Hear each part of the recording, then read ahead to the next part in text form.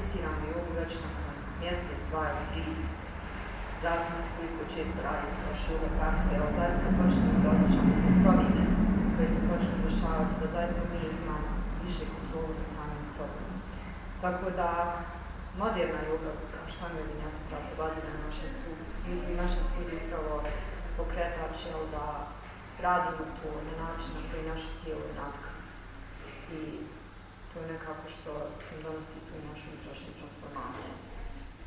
Da sam u početku bila skeptična, joga, čovjek nešto kad ne pozna to, nešto pa ne zna. Prvi put kad sam došla, rekla sam, ok, ostaje.